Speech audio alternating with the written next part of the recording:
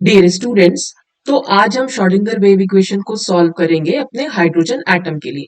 इससे पहले हम श्रोडिंगर वेव इक्वेशन सॉल्व कर चुके हैं 1D बॉक्स के लिए, रिजिड रोटर के लिए और एसएचओ यानी सिंपल हार्मोनिक ऑसिलेटर के लिए। तो आज हम इसे सॉल्व करेंगे हाइड्रोजन एटम के लिए। तो इसके लिए फिर हम इसका जैसे हम अभी तक करते आए हैं कि वेव फंक्शन निकालेंगे और एनर्जी की वैल्यू निकालेंगे। तो here we will consider the application of Schrodinger wave theory to one electron atom। और यहाँ पर हम क्या कंसिडर कर रहे हैं अपनी हाइड्रोजन एटम क्या है एक्चुअल में। हाइड्रोजन एटम के पास जो इसका अगर हम इलेक्ट्रॉनिक कॉन्फ़िगरेशन देखें तो 1s1 होता है, यानी इसके पास एक इलेक्ट्रॉन है। तो ये वन इलेक्ट्रॉन एटम के लिए हम अपनी श्रोडिंगर वेव थ्योरी को अप्लाई कर रहे हैं।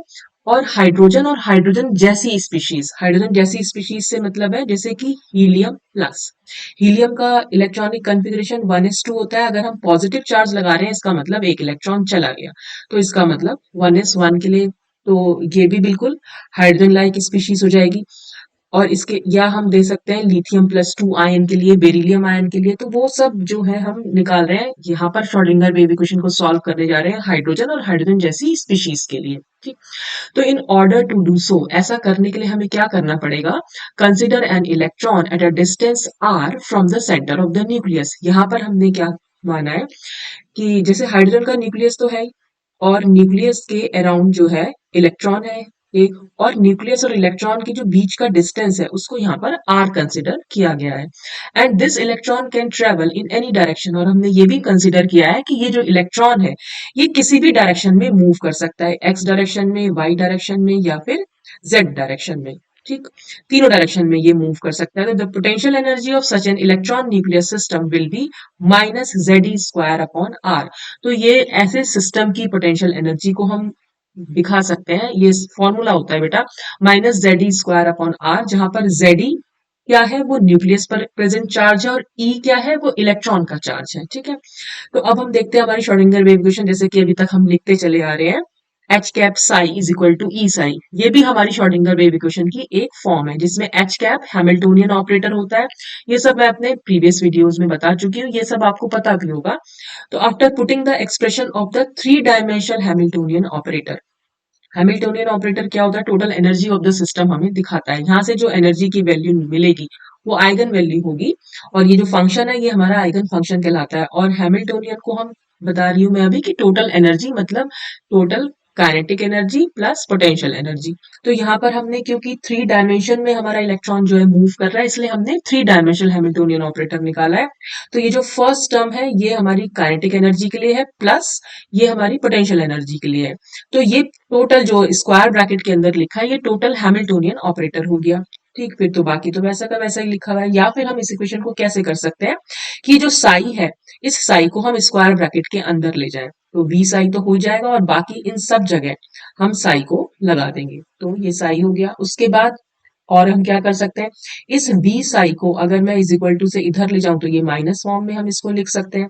उसके बाद हम क्या कर सकते हैं, ये जो टर्म है अगर मैं इज इक्वल टू से इधर लेके जाऊंगी माइनस साइन के साथ, तो फिर हम क्या कर सकते हैं, इस इक्वेशन को मतलब इस एक्सप्रेशन को उल्टा करके लिखेंगे। तो ये मैंने यहाँ पर ऐसे उल्टा करके लिख दिया। फिर क्या कर रहा है, फिर ये पूरी एक्सप्रेशन जो है मैं अपना इज इक्वल टू से इधर यानी लेफ्ट हैंड साइड पर लेके आई, तो ये प्लस साइन के साथ लिखी गई। तो हम इस तरह से ये इक्वेशन को लिख सकते हैं। ठीक। यहाँ पर जो भी मैं अब जो हम डिस्कस कर रही है ना बेटा, तो ये सब हम पहले भी डिस्कस कर चुके हैं। इस टाइप की इक्वेशन जैसे रिजिड रोटर में भी मैंने बताया हुआ है, अभी आएगी वो इक्वेशन बताऊंगी मैं आपको।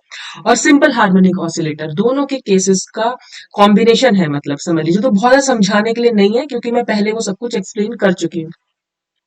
फिर क्या कर रहे हैं हम, after putting the value of potential energy of the electron nuclear system in above equation, जो ये हमारी इक्वेशन थी, बस हमने यहाँ पर क्या किया, सिर्फ बी की जगह पर हमने माइनस ZE² प्लस r लिखा। तो एक माइनस तो पहले था और बी की वैल्यू भी माइनस में है, तो इसलिए माइनस माइनस हमारा प्लस हो जाएगा।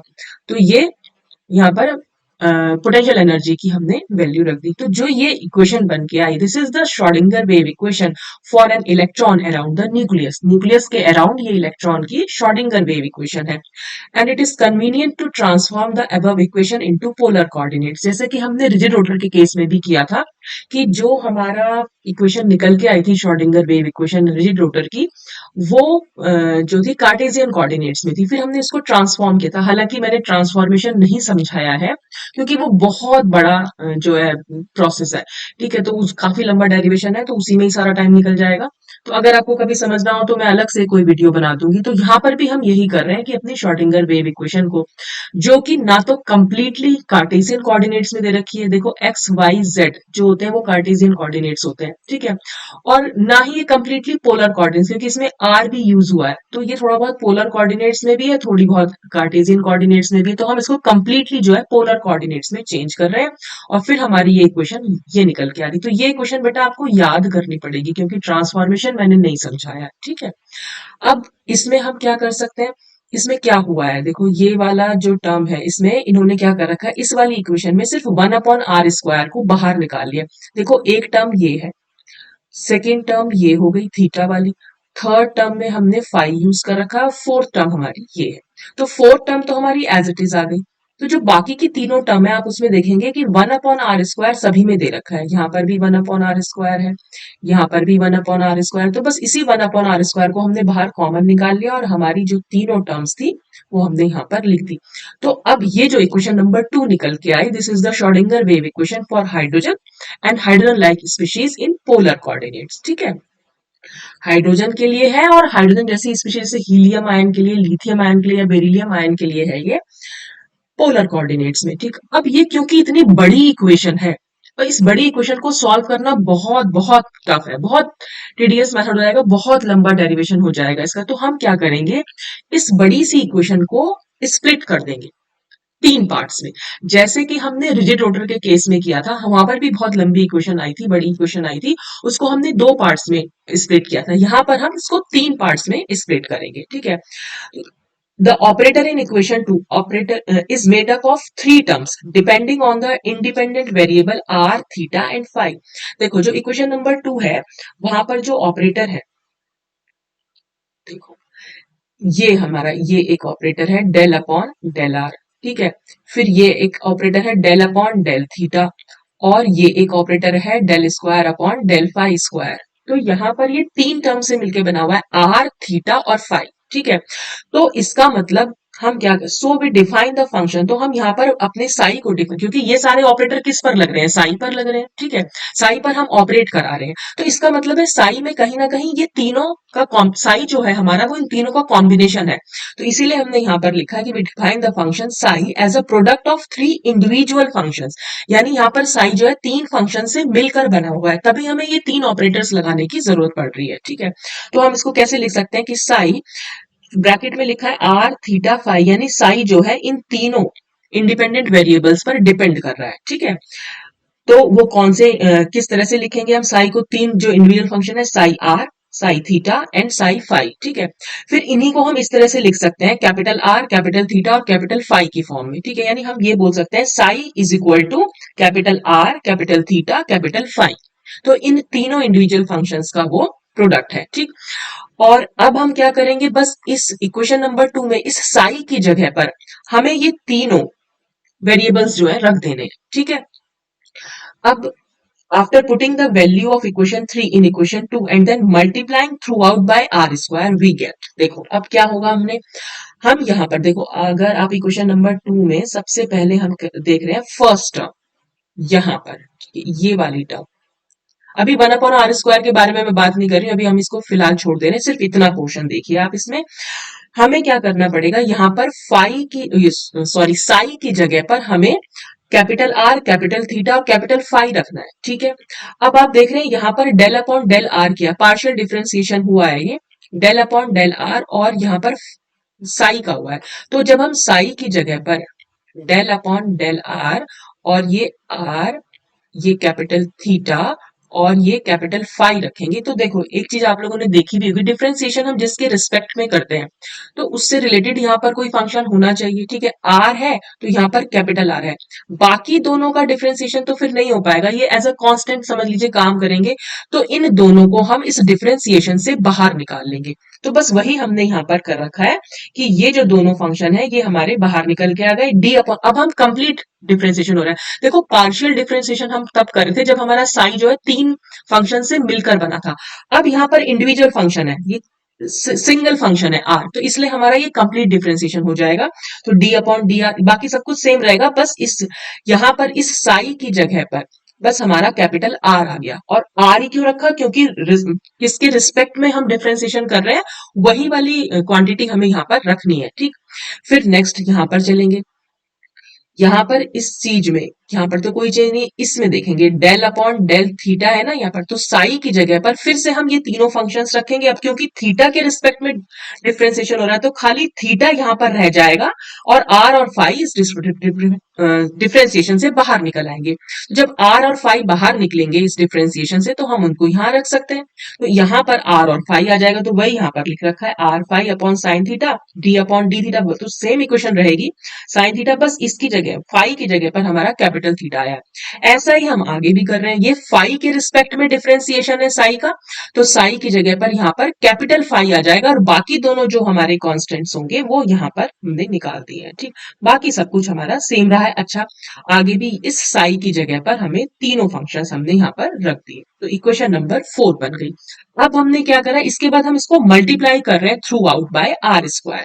तो जब हम मल्टीप्लाई करेंगे आर स्क्वायर से, तो देखो इस आर स्क्वायर से ये वाला आर स्क्वायर तो कैंसिल हो जाएगा। ठीक, तो ये स्क्वायर ब्रैकेट से ही तो मल्टीप्लाई हो रखा था 1 अपॉन आर स्क्वायर, तो ये तो कुछ भी नहीं बचेगा यहाँ पर, और एक आर स्क्वायर हमने यहाँ लगा देंगे, तो वही हमने यहाँ पर लगा दिया क्योंकि इस वाले पूरे फंक्शन को भी तो हमें मतलब पूरी टर्म को हमें आर स्क्वायर से मल्टीप्लाई करना था, वो हमने यहाँ पर कर दिया। ठीक, अब नेक्स्ट क्या हुआ, furthermore divide equation 4 throughout R theta and phi. तो सबको अगर हम आर थीटा फाई से देखो डिवाइड करेंगे तो यहाँ पर क्या होगा, डिवाइडेड बाय, इसके डिवीजन में क्या आ जाएगा, ये जो यहाँ है ये ये हमारा थीटा हो गया, ठीक है, और ये फाई हो गया, और इसके डिवीजन में अगर मैं आर, ये थीटा और फाई लिख दूं तो ये दोनों तो कैंसिल हो जाएंगे, तो यहाँ पर सिर्फ 1 अपॉन आर बचेगा स्टार्टिंग में, तो वही हमने यहाँ पर 1 अपॉन आर लिखा है, बाकी सब कुछ हमारा सेम है।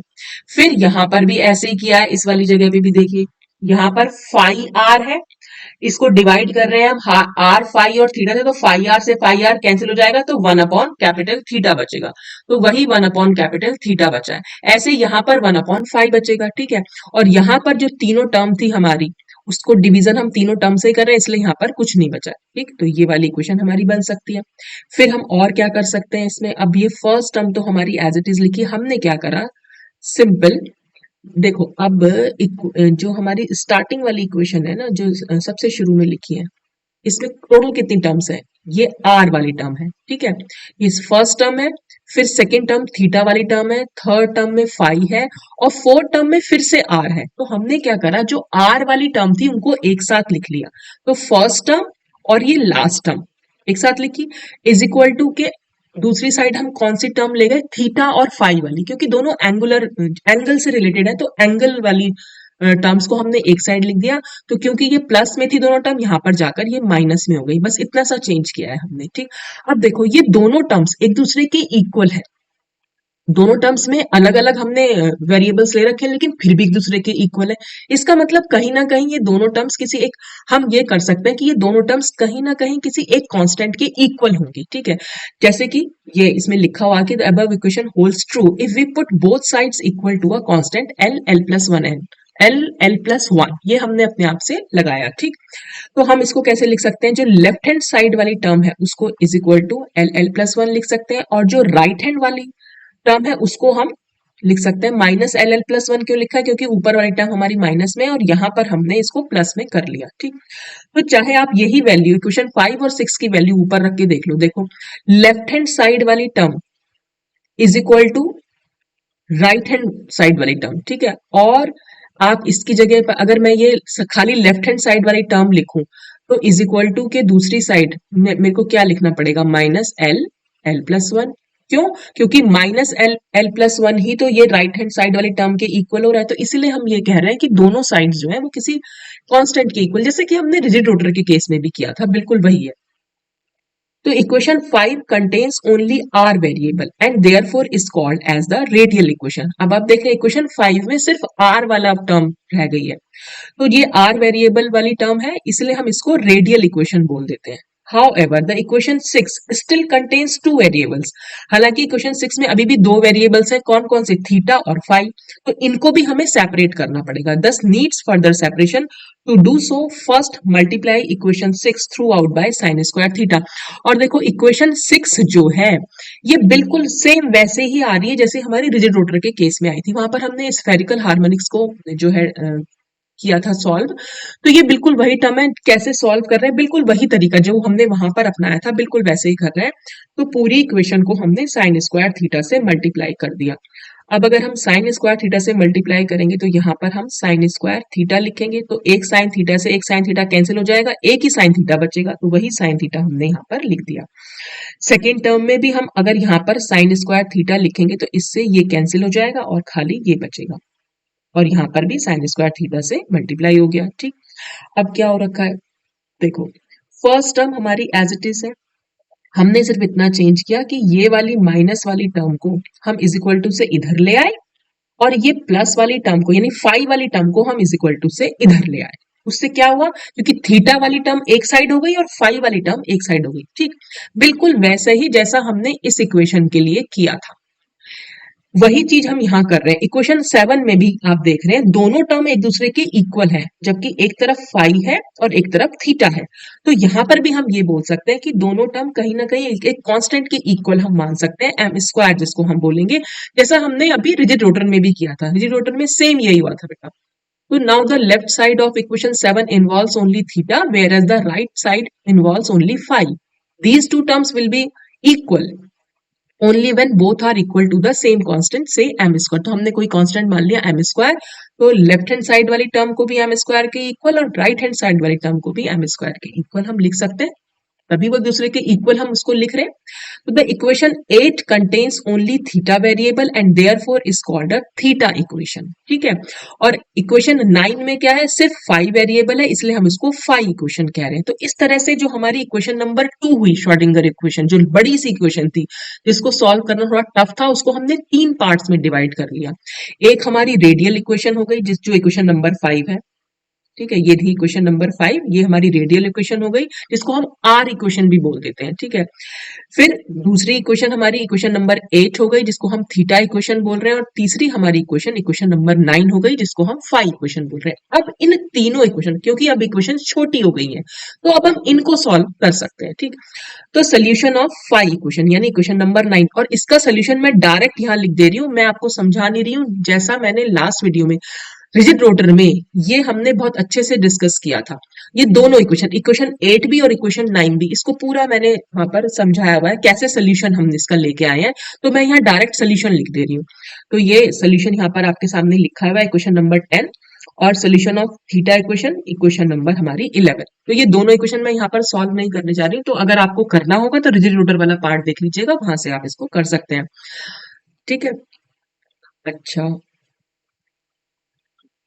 अब हम सॉल्व करेंगे यहाँ पर अपनी रेडियल इक्वेशन। ठीक है, तो रेडियल इक्वेशन हमारी क्या थी वो मैंने यहाँ पर लिख दिया। अब हम इसमें इतना सा चेंज कर रहे हैं कि आप ये वाली टर्म देखिए, एच स्क्वायर 8 पाई स्क्वायर वाली, तो इसको एच कट क्या होता था मैंने आपको पहले ही बताया हुआ है। एच कट या एच क्रॉस को हम एच अपॉन 2 पाई लिख सकते हैं। ठीक, अब अगर मैं इसे इसका स्क्वायर कर दूं, इसका स्क्वायर क्या होगा, ये भी स्क्वायर हो जाएगा, ये यहाँ 4 और पाई स्क्वायर हो जाएगा, और मैं 1 अपॉन एच कट स्क्वायर लिखूंगी तो कैसे लिख सकती हूँ, 4 pi square upon H square. तो बस हमने इतना किया हुआ है, यहाँ से H square pi square 4 pi square, तो खाली 2 बच जाएगा, क्योंकि यहाँ पर 8 लिखा हुआ है तो 2 बच जाएगा यहाँ पर, तो वो बस हमने यहाँ पर 2 लिख दिया, म्यू आर स्क्वायर लिख दिया, और ये एच कट स्क्वायर लिख दिया। इसको बस इतना सा चेंज किया है इसमें। After multiplying by R on both sides and dividing by R square throughout, यानी हम क्या कर रहे हैं, आर से तो मल्टीप्लाई कर रहे हैं और आर स्क्वायर से इसको डिवाइड कर रहे हैं, तो क्या हो जाएगा, यहाँ से आर कैंसिल हो जाएगा, 1 अपॉन आर स्क्वायर बचेगा, तो ये 1 अपॉन आर स्क्वायर लिख दिया। तो फर्स्ट टर्म तो ये एज इट इज आ जाएगी ऐसी की ऐसी। फिर हम यही कर रहे हैं, यहाँ पर मैं आर से मल्टीप्लाई कर दे रही हूँ और आर स्क्वायर से डिवाइड, तो इस आर स्क्वायर से ये आर स्क्वायर कैंसिल हो जाएगा और ये वाला आर जो है बस मैंने यहाँ लिख दिया है। तो 2 mu upon H cut square बचेगा और यहाँ पर आर और आर स्क्वायर से हुई रखा है, ठीक है, आर से मल्टीप्लाई रखा, आर स्क्वायर से डिवाइड कर दिया, ठीक। अब फर्स्ट टर्म में हमने कोई चेंज नहीं किया, अभी उसको एज इट इज लिख दिया है। सेकेंड टर्म में भी हमने कोई चेंज नहीं किया, एज इट इज लिख दिया। हमने इस इक्वेशन में क्या किया है, सिर्फ ये वाले पोर्शन, राइट हैंड वाले इक्वेशन को, राइट हैंड वाली टर्म को हम लेफ्ट हैंड साइड ले गए, तो वो माइनस में हो जाएगी, वो हमारी इक्वेशन ऐसे बन जाएगी। फिर हम क्या करेंगे इसमें, देखो ये 1/r² तो एज इट इज लिखा। अब हम क्या कर रहे हैं, इसको सॉल्व कर रहे हैं, यानी d/dr, R square upon R square D are upon D R, ठीक है, इसका डिफ्रेंसिएशन कर, जो ये जो ब्रैकेट के अंदर है ना, उसका हम डिफ्रेंसिएशन कर रहे हैं। और डिफ्रेंसिएशन हम कैसे करेंगे, फिर से वही प्रोडक्ट रूल लगाएंगे। जैसे आर स्क्वायर को यहाँ पे मैं कर देती हूँ, d/dr, ये है आर स्क्वायर और ये है D R upon D r. तो ये दो टर्म्स हो गई, एक को हम u मान ले रहे हैं और एक को हम v मान ले रहे हैं। तो एक बार तो हम क्या कर रहे हैं कि मैं इस u को एज इट इज लिखूंगी, इसका डिफरेंशिएशन करूंगी। तो इसका डिफरेंशिएशन क्या हो जाएगा, इसका डिफरेंशिएशन हम फिर से करेंगे तो ऐसे ही तो लिख सकते हैं इसको, D are upon D R. और इसको हम क्या लिख सकते हैं, D square R upon D R square. तो ऐसा भी कर सकते हैं हम इसको, तो वही हमने यहाँ पर कर रखा है। तो आर स्क्वायर को तो मैंने एज इट इज लिखा और दूसरे का डिफरेंशिएशन करा, प्लस अब क्या करेंगे, इस आर स्क्वायर का डिफरेंशिएशन करेंगे, इसको एज इट इज लिख देंगे। तो इस आर स्क्वायर का जब हम डिफरेंशिएशन करेंगे आर के रिस्पेक्ट में, तो आंसर क्या होगा, 2r। ये तो हम करते हैं। आप लोगों ने d/dx, ये x की पावर अगर हम n का करेंगे तो आंसर क्या होता था इसका, n x की पावर n-1। तो बस उसी वाले फॉर्मूले से हमने किया, तो ये 2 ये निकल के आया, ठीक। फिर नेक्स्ट क्या किया है हमने, इसमें से ये वाली जो सेकेंड टर्म है और जो थर्ड टर्म है, उसमें से हमने r को कॉमन ले लिया। ये जो r था यहाँ पर भी है, यहाँ पर भी है, तो बस इस r को हमने कॉमन ले लिया, बाकी हमने एज इट इज लिख दिया, ठीक। तो ये अब क्या बनेगा, देखो अब नेक्स्ट क्या कर रहे हैं, इस 1/r² से हम मल्टीप्लाई कर दे रहे हैं अंदर। तो 1/r² से मल्टीप्लाई करेंगे तो इस आर स्क्वायर से आर स्क्वायर कैंसिल हो जाएगा, तो ये हमारा क्या बचेगा, d²r upon D R square. यहाँ पर भी हम 1/r² से मल्टीप्लाई करेंगे तो एक आर से एक आर कैंसिल हो जाएगा, नीचे सिर्फ एक आर बचेगा, तो 2/r बचेगा, तो 2/r, ये सब हमारा हो गया, ठीक। इसके बाद हम क्या कर रहे हैं, 2 mu upon H cut square को अंदर ले गए स्क्वायर ब्रैकेट में, मतलब इसको मल्टीप्लाई कर दिया, तो ये तो ई से मल्टीप्लाई होके ये बन जाएगा टर्म, और जेड स्क्वायर अपॉन आर से मल्टीप्लाई होके ये बन जाएगी, और ये तो हमारा एज इट इज रहेगा ही रहेगा, ठीक। फिर बाहर हमने कोई चेंज नहीं किया, बस इतना चेंज किया है, अब इस पूरी टर्म को हमने एक अल्फा स्क्वायर के बराबर मान लिया, ठीक। यहाँ पर अल्फा स्क्वायर की वैल्यू दे रखी है और यहाँ पर हमने इसको लैम्डा के इक्वल, मतलब आपको क्या करना है, अगर आप इस इक्वेशन में अल्फा की और लैम्डा की वैल्यू रखेंगे तो आपको ऊपर वाली इक्वेशन मिल जाएगी, ये आप करके देख लीजिएगा, आपको मिल जाएगा वहां पर, ठीक है। तो lambda is equal to mu Z square, देखो म्यू जेड स्क्वायर तो यहाँ पर पहले से ही लिखा हुआ है, ठीक है। एच कट भी यहाँ पर पहले से ही लिखा हुआ है, और हमारे पास क्या बचा है, सिर्फ आर बचा है, तो वो आर हमने यहाँ लिख दिया। एक 2 बचा है, 2 हमने यहाँ लिख दिया। और देखो इसमें लैम्डा की जगह हम अल्फा, तो लैम्डा की जगह ये पूरी वैल्यू रख के अल्फा लिख देते, तो अल्फा से अल्फा कैंसिल हो जाएगा और लैम्डा तो बचेगा ही, तो यही वाली इक्वेशन आएगी ऊपर वाली, ठीक, आप करके देखिएगा। तो ये जो इक्वेशन नंबर 12 है, ये बहुत इंपॉर्टेंट इक्वेशन है, बस इसी का अभी हम आगे यूज करेंगे, ठीक। Now we need to define a new variable rho is equal to 2 alpha R, और हमने एक नया वेरिएबल यहाँ पर एक डिफाइन किया जिसकी वैल्यू, जिसको रो बोल रहे हैं, और rho is equal to 2 alpha r. अब इसी को अगर हम डिफरेंशिएट करें विद रिस्पेक्ट टू आर, इस इक्वेशन को, तो हम इसको ऐसे लिख सकते हैं d/dr रो, और देखो इधर भी हम डिफरेंशिएशन करेंगे 2 अल्फा आर का, तो d/dr 2 अल्फा आर, तो ये 2 अल्फा तो बाहर निकल आएगा, ठीक है, और आर का डिफरेंशिएशन 1 निकल के आएगा, तो यहाँ पर 2 अल्फा आंसर आ जाएगा, ठीक। फिर एक जो हमारा आर, कैपिटल आर था, उसको भी हम क्यों कर रहे हैं ऐसा, वो हम इसलिए कर रहे हैं क्योंकि ये सारी वैल्यूज हम अपनी इक्वेशन नंबर 12 में रखेंगे। इक्वेशन नंबर 12 क्या है, डबल डिफरेंशिएशन ऑफ आर है, फिर सिंगल डिफरेंशिएशन ऑफ आर है, और यहाँ पर आर भी है। तो यही सारी वैल्यूज अब हम निकालेंगे और इन्हीं को इसमें पुट करेंगे, ठीक। अब हम आर का सिंगल डिफरेंशिएशन मतलब डिफरेंशिएशन कर रहे हैं। तो देखो इसको हम और कैसे लिख सकते हैं, D R upon D R को हम और क्या लिख सकते हैं, देखो ये डी आर है और अपॉन डी आर है। हमने क्या करा, बस डी रो अपॉन डी रो से इसको मल्टीप्लाई कर दे, कोई फर्क तो पड़ेगा नहीं। जैसे कि D R upon D R, इसको मैं मल्टीप्लाई कर दूं डी रो अपॉन डी रो से, तो कोई फर्क थोड़ा ना पड़ा, ये तो इससे कैंसिल हो जाएगा। तो बस हमने इसको क्या करा, डी आर अपॉन डी रो ऐसे लिख दिया और D rho upon D R ऐसे लिख दिया। बस क्यों लिखा है ऐसे, क्योंकि अब हम इस आगे वैल्यू रखेंगे ना, D rho upon D R, ये हम ऊपर से वैल्यू रख सकते हैं इसकी 2 अल्फा। तो बस हमने ये 2 अल्फा वैल्यू रखी और डी आर अपॉन डी रो तो यहाँ पर पहले से ही है। ठीक, फिर हम इसका डबल डिफरेंशिएशन करेंगे आर का। तो आर का डबल डिफरेंशिएशन कैसे हो सकता है, इस तरह से डी बाई डी आर और ये डबल डिफरेंशिएशन हो गया। ठीक, हमने इसमें क्या करा है, डी बाई डी आर तो ऐसे ही रहने दिया, ये जो इसकी जगह पर, क्योंकि हमारे ये वाली वैल्यू आ रखी है तो बस हमने ये वैल्यू रख दी। ठीक, फिर से हमने डी रो अपॉन डी रो से मल्टीप्लाई कर दिया, तो कोई फर्क नहीं पड़ेगा इसको। तो हम इसको और कैसे लिख सकते हैं, बस वही चीज में लिखिए कि ये डी, ये इसको ऐसे लिखना है, इसको ऐसे लिखना है, D rho upon D R और डी अपॉन डी रो, ये हमने इसको बस क्रॉस करके लिख दिया। ठीक है, ये तो हमारा एज इट इज रहा। अच्छा, अब ये d rho upon D r, तो d rho upon D r हमारा 2 अल्फा के बराबर आया, तो बस यही वैल्यू हमने यहाँ पर पुट कर दी। फिर ये डी अपॉन डी रो तो ऑलरेडी लिखा हुआ है और ये 2 अल्फा वाला भी यूनिट हमारी ऐसी लिखी, बस इसको अंदर मल्टीप्लाई कर देंगे। 2 अल्फा से 2 अल्फा मल्टीप्लाई करेंगे तो 4 अल्फा स्क्वायर हो जाएगा, ये हमारा डी स्क्वायर आर बन जाएगा और नीचे हमारा डी रो स्क्वायर बन जाएगा। ठीक, तो हमारे पास ना अब क्या हो सकता है कि हमने ये जो इक्वेशन बन गई है, बस इस ये वैल्यू हम रख रहे हैं with the above relations, equation 12 को हम मॉडिफाई कर रहे हैं, यानी ये सारी टर्म्स की वैल्यू हम इक्वेशन 12 में रख रहे हैं। तो देखो इक्वेशन नंबर 12 में सबसे पहले डबल डिफरेंशिएशन ऑफ आर है। ठीक है, तो डबल डिफरेंशिएशन ऑफ आर की वैल्यू हमारी क्या निकली थी, 4 alpha square D square R upon D, तो वो हमने एज इट इज यहाँ पर लिख दिया। फिर क्या है क्वेश्चन नंबर 12 में, 2 अपॉन आर है और फिर सिंगल डिफरेंशिएशन ऑफ आर है, तो 2 अपॉन आर तो हमारा ये निकला और d are upon D r की वैल्यू हमारी 2 alpha upon 2 alpha d are upon D rho आई थी, तो वो हमने यहाँ पर लिख दी। ठीक है, फिर प्लस बाकी क्वेश्चन तो हमारी एज इट, बाकी क्वेश्चन हमने as it is equation number 12 में जो लिखा है वही वैसी की वैसी रहने दी। ठीक, अब हम क्या कर रहे हैं, ऊपर वाली इक्वेशन 4 अल्फा स्क्वायर से डिवाइड कर दे रहे हैं, तो 4 अल्फा स्क्वायर से डिवाइड करेंगे तो यहाँ से ये कैंसिल हो जाएगा, तो यहाँ पर खाली इतनी सी बचेगा।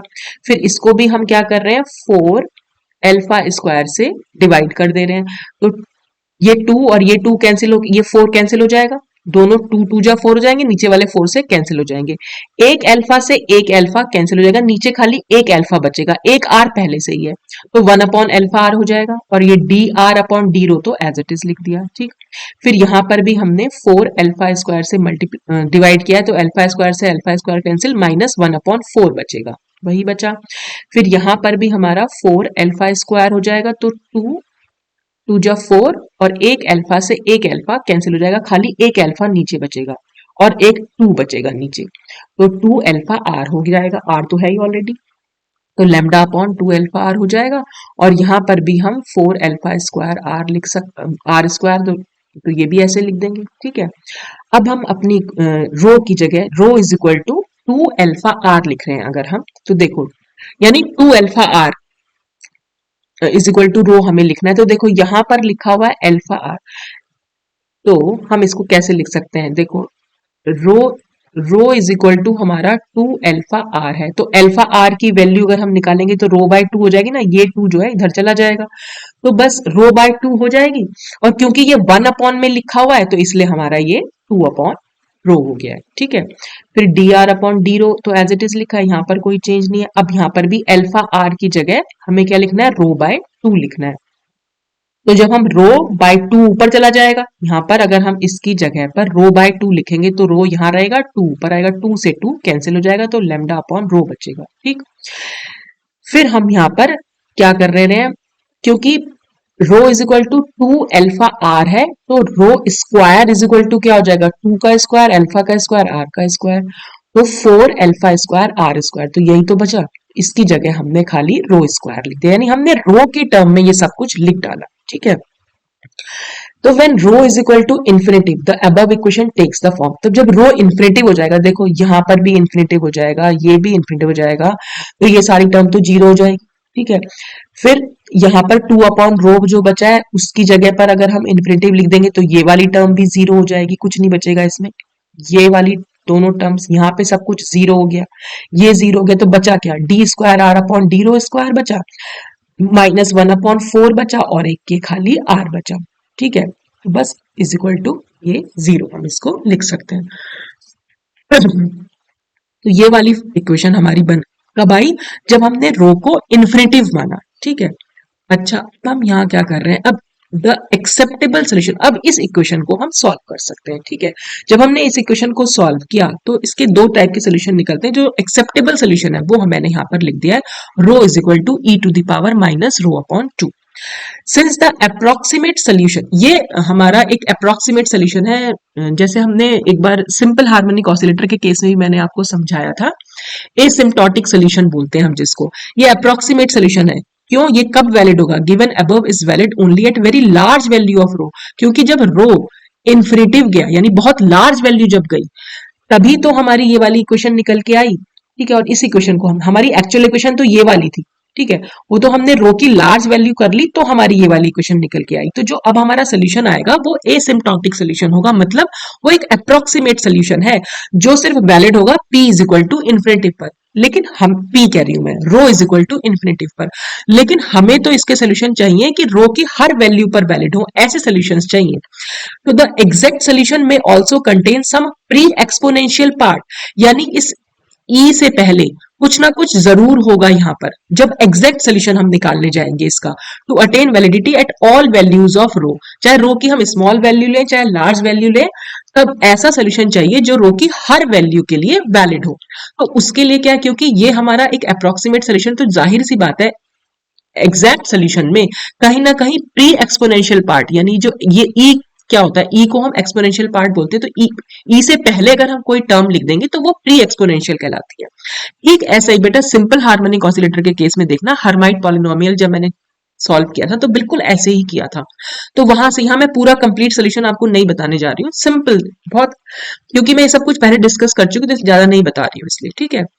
तो देयरफॉर आफ्टर इनकॉर्पोरेटिंग सम रो डिपेंडेंट अननोन फंक्शन, हमने यहाँ कोई एक अननोन फंक्शन है जो प्री एक्सपोनेंशियल पार्ट बना रहा है इसका, इसमें हम इसको रख देंगे। तो यानी ये हमारा f से मल्टीप्लीकेशन में रो नहीं है, f एक ऐसा फंक्शन है जो इस रो पर डिपेंड कर रहा है बस, और ये एक अननोन फंक्शन है, ठीक है।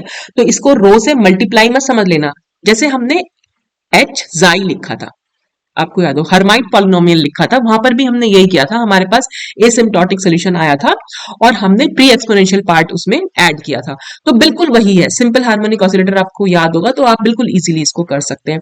अब हमें क्या करना है, इस अननोन सोल्यूशन की वैल्यू को फाइंड करना पड़ेगा। In order to find the value of rho, differentiate above equation with respect to rho at first and second order and then put the value of R D are upon D rho और D square R upon D rho square in equation 12। तो वो equation 12 जो थी हमारी, देखो ये मैंने आपसे कहा था ना इक्वेशन 12 हमारे लिए बहुत ज्यादा इंपॉर्टेंस रखती है।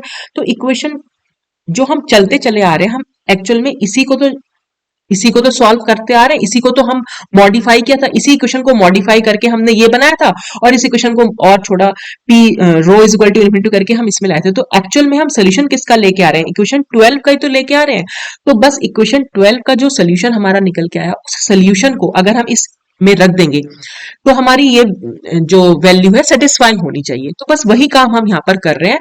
तो क्योंकि यहाँ पर हमने डबल डिफरेंशिएशन ऑफ आर है, सिंगल डिफरेंशिएशन आर है और आर है, यही वैल्यूज हमें निकालनी है और इसमें पुट कर देनी है। जब हम इसमें पुट कर देंगे तो फिर हम उस f की वैल्यू को इजीली निकाल सकते हैं, ठीक।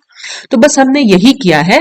सबसे पहले हमने r की वैल्यू कहां से ली, r की वैल्यू 14 से ली, फिर इस r को हमने डिफरेंशिएट किया, यानी जब आप इस इक्वेशन को, जो आपके सामने इक्वेशन नंबर 14 है, इसको आपको क्या करना है, विद रिस्पेक्ट टू रो आप इसको डिफरेंशिएट करेंगे इस f को और e to the power rho upon 2 को। तो फिर वही प्रोडक्ट रूल लगाकर आप इसको डिफरेंशिएट खुद से करें ना बेटा, मैं बता नहीं रही हूँ क्योंकि ये सब कुछ मैं एसएचओ के केस में बता चुकी हूँ, हर्माइट पॉलिनोमियल जब मैंने समझाया था। तो जैसे वहां पर डिफरेंशिएशन था उसी तरीके का डिफरेंशिएशन यहाँ पर करना है। फिर आप क्या करेंगे, तो एक तो आर की वैल्यू क्वेश्चन नंबर 14 से मिल जाएगी आपको। फिर आप इसका डिफरेंशिएशन करेंगे विद रिस्पेक्ट टू रो, तो आपको जब डिफरेंशिएशन हो जाएगा आपका, तो जो वैल्यू आएगी वो वैल्यू आपको रखनी है। फिर आप इसका डबल डिफरेंशिएशन करेंगे, और जब फिर जो इसकी वैल्यू आएगी वो भी आपको इक्वेशन नंबर 12 में रखनी है। तो जब आप वो सब कुछ रखेंगे ना, उसको रीअरेंज करेंगे, तो आपके पास ये इक्वेशन आ जाएगी। अगर ये इक्वेशन ना आ पाए तो मुझे बता देना, मैं आपको फिर से एक सोल्यूशन इसका दे दूंगी पूरा सॉल्व करके, ठीक है। हालांकि ये हो जाएगा बेटा, अगर आपको डिफरेंशिएशन अच्छे से आता है तो आप बहुत इजीली इसको सॉल्व कर सकते हैं और ये इक्वेशन आपकी बन के आ जाएगी, ठीक है। तो the solution of F can be assumed as, तो हम यहाँ पर सोल्यूशन के एफ को एज्यूम किया है कि F P is equal to P कह रही हूं मैं, बार बार इसको पी कह रही हूँ, ये रो है, rho to the power S और जी जो कि डिपेंड कर रहा है रो पर। यहां पर भी जी ब्रैकेट में जो रो लिखा हुआ है वो मल्टीप्लीकेशन में नहीं है, जी जो है ऐसा फैक्टर जो ऐसा फंक्शन जो कि रो पर डिपेंड कर रहा है। तो यहाँ पर जी रो क्या है, represent a power series expansion of rho. इसको हम फिर से वही, जैसे हमने हर्माइट पॉलिनोमियल को पावर सीरीज मेथड से सॉल्व किया था, ऐसे ही हम इस फंक्शन को जब हम सॉल्व करेंगे तो वो हम पावर सीरीज मेथड से ही सॉल्व कर सकते हैं। और since the power series will consist of infinite number of terms, और पावर सीरीज में क्या हो जाएगा, वही इनफाइनाइट नंबर ऑफ टर्म्स आ जाएंगी, and the function f will tend to infinity as p goes to infinity। p कह रही हूं, जैसे जैसे ये रो इन्फिनिटी पर जाएगा हमारा फंक्शन भी इन्फिनिटी होता चला जाएगा, लेकिन हमारा फंक्शन इन्फिनिटी तो नहीं होना चाहिए, ये तो हम शुरू से ही पढ़ते आ रहे हैं कि फंक्शन शुड बी फाइनाइट। तो हमें क्या करना पड़ेगा कि अपनी नंबर ऑफ टर्म्स को उस पावर सीरीज में, उस नंबर ऑफ टर्म्स को रिस्ट्रिक्ट करना पड़ेगा। ये सब एसएचओ में मैंने बताया था। So a condition has to be found which will restrict the number of terms in the series so that the function remain acceptable। अगर हमें acceptable function चाहिए, मतलब finite function चाहिए, तो जो power series हम method use करेंगे उसमें हमें number of terms को restrict करना पड़ेगा ताकि हमारा function infinite ना हो, वो finite बने। और this is possible if we use following condition। तो इसके लिए हमें कुछ conditions use करनी पड़ेंगी जहां पर हम s is equal to l मानेंगे और lambda is equal to n मानेंगे। n यहाँ पर क्या है, n यहाँ से हमारे क्वांटम नंबर इंट्रोड्यूस होंगे। n जो है प्रिंसिपल क्वांटम नंबर है और l जो है हमारा एजीमुथल क्वांटम नंबर है, ठीक। और फिर हम इसको सॉल्व करेंगे एसोसिएटेड लेग्यूरे पॉलिनोमियल की हेल्प से, जहां से हम g की वैल्यू निकाल के लाए हैं l, इसको पावर में लिखा है 2l+1 और सफिक्स में लिखा हुआ है n+l, और ये जो कैपिटल L है इसी को हम एसोसिएटेड लेग्यूरे पॉलिनोमियल बोल देते हैं। तो after using the value of f rho from equation 15 in equation 13 we get the radial function. तो हमने क्या करा, देखो हम क्या कर रहे हैं, यहां से हमने देखा ना f रो की वैल्यू हमारी ये निकल के आई, बस इसी को हमने इक्वेशन नंबर 14 में पुट कर दिया।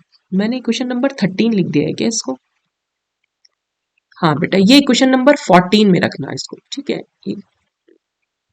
इक्वेशन नंबर 15 से हमने उठाया और इक्वेशन नंबर 14 में रख दिया, ठीक। तो r की वैल्यू क्या निकल के है, देखो r की वैल्यू हम f rho e to the power minus rho two लिख रहे थे, अब f रो की जगह पर हमें ये लिखना है rho to the power s और g रो, ठीक। तो हमने यही लिखा है rho to the power s zero, और ये तो हमारा पहले से ही था। और क्योंकि हम s is equal to l अपनी कंडीशन बना चुके हैं तो s की जगह हमें l लिखना है, और ये वाली इक्वेशन नंबर 16 क्योंकि g रो की वैल्यू भी हम निकाल चुके हैं एसोसिएटेड लेग्यूरे पॉलिनोमियल से, तो बस हमने p यहाँ पर रो की पावर s लिखी है तो हमने रो की पावर l लिखी है। अब r जो है, जो हमारा रेडियल फंक्शन है, वो डिपेंड करेगा दो चीजों पर, एजीमुथल क्वांटम नंबर पर और प्रिंसिपल क्वांटम नंबर पर, क्योंकि आप इस पूरी इक्वेशन में अगर देखेंगे स्मॉल l और स्मॉल n हमने जो है वो यूज कर रखा है, ठीक है। तो e to the power minus rho two, ये सब कुछ तो वैसा का वैसा ही रहेगा। तो ये हमारा रेडियल फंक्शन जो है निकल के आया जिसको कि हम सॉल्व कर रहे थे। और रेडियल फंक्शन ये हमारा अभी नॉर्मलाइज्ड नहीं है, अभी हम इसको नॉर्मलाइज करेंगे अपनी नॉर्मलाइजेशन कंडीशन लगाकर, ठीक है। तो जब हमने इसको नॉर्मलाइज किया आफ्टर नॉर्मलाइजेशन तो हमारे पास ये निकल के आई इक्वेशन नंबर 17। तो ये इक्वेशन बेटा आपको याद रखनी है, ये है रेडियल फंक्शन की। तो यहां पर हमने ये सारी टर्म्स यूज की हुई हैं, जहां पर रो की वैल्यू है, ये वैल्यू भी आपको याद रखनी है 2z/na0r, ठीक है। और एसोसिएटेड लेग्यूरे पॉलिनोमियल हम कैसे निकाल सकते हैं, डी 2l+1 और डी रो, मैंने डिफ्रेंसिएशन करेंगे हम ये ln+n l का, और इसको हम बोलते हैं लेग्यूरे पॉलिनोमियल। ये था एसोसिएटेड लेग्यूरे पॉलिनोमियल, इसको हम बोलेंगे लेग्यूरे पॉलिनोमियल, और लेग्यूरे पॉलिनोमियल को हम इस तरह से सॉल्व कर सकते हैं, बिल्कुल ठीक वैसे ही जैसे कि हमने रिजिड रोटर के केस में करा था। ठीक है, तो इसके ऊपर कैसे न्यूमेरिकल आते हैं वो मैं आपको नेक्स्ट वीडियो में समझाऊंगी बेटा, कि रेडियल फंक्शन हम कैसे निकाल सकते हैं, या जो हमने वो एंगुलर फंक्शन था हमारा, जो अब देखो एक जो कंप्लीट हमारा वेव फंक्शन आएगा, हमारा कंप्लीट वेव फंक्शन जो था वो रेडियल फंक्शन पर डिपेंड कर रहा था और हमारे एंगुलर फंक्शन पर डिपेंड कर रहा था। तो एंगुलर फंक्शन में हमारी दो चीजें थी ना, थीटा और फाई। ठीक है, तो हमारी जो तीन इक्वेशंस निकल के आई वो हमारा टोटल वेव फंक्शन बनाती है, जिसमें एक तो इक्वेशन नंबर 17 जो रेडियल फंक्शन बनाया, ये 17 नंबर यहां लिखेंगे आप। ठीक है, इसके अलावा हमने जो सोल्यूशन निकाले हैं कौन से, ये इक्वेशन नंबर 10 और इक्वेशन नंबर 11 और इक्वेशन नंबर 17, 10, 11 और 17, ये सब जब आप एक साथ लिखेंगे तब ये टोटल वेव फंक्शन निकलेगा हमारे हाइड्रोजन एटम के लिए, या हाइड्रोजन जैसी स्पीशीज, एटम जैसी स्पीशीज के लिए। ठीक है, तो इतना लंबा तो कभी नहीं आता ऐसे, पर आपके पास ऐसे आ सकता है कि हाइड्रोजन का रेडियल फंक्शन बताइए, और रेडियल फंक्शन के ऊपर न्यूमेरिकल आ सकता है, या स्फेरिकल हार्मोनिक्स। स्फेरिकल हार्मोनिक्स हम इसको बोल देते हैं जब हमारे दोनों एंगुलर फंक्शन हम यूज करते हैं तो वो स्फेरिकल हार्मोनिक्स होते हैं, तो उस पर न्यूमेरिकल आ सकते हैं। तो वो न्यूमेरिकल मैं आपको नेक्स्ट वीडियो में कराऊंगी। ठीक है, कि कैसे न्यूमेरिकल आते हैं, ये सब कुछ कैसे सॉल्व करेंगे। तो आपको रेडियल फंक्शन वैल्यू दे रखी होगी, सिर्फ एन और एल की वैल्यू दे रखी होगी, और आपको पूछा होगा कि रेडियल वेव फंक्शन बताइए उसका, तो वो आप कैसे निकालेंगे वही सब मैं आपको ना नेक्स्ट वीडियो में बता दूंगी। ठीक, तो इस तरह से हम अपना टोटल वेव फंक्शन यहाँ पर निकाल सकते हैं, जिसमें हम अपनी फाई इक्वेशन का सोल्यूशन, थीटा इक्वेशन का सोल्यूशन और रेडियल इक्वेशन का सोल्यूशन लिख देंगे। ठीक है, तो ये हमारा total radial total wave function निकल के आएगा। तो वेव फंक्शन हमारा निकल के आया, अब हम इसका एनर्जी एक्सप्रेशन और देख लेते हैं। तो the allowed values of energy can be obtained as follows. तो हमने अभी भी लैम्डा की वैल्यू दिखाई थी मैंने आपको, लैम्डा इज इक्वल टू ये सब रख सकते हैं by squaring both the side. यहाँ पर लैम्डा का स्क्वायर करेंगे तो ये वाली इक्वेशन पूरा सबका स्क्वायर कर दिया, और अल्फा स्क्वायर की वैल्यू भी मैंने आपको बताई अभी अभी इक्वेशन में। तो ये अल्फा स्क्वायर की वैल्यू बस हमें इस यहाँ पर पुट करनी है।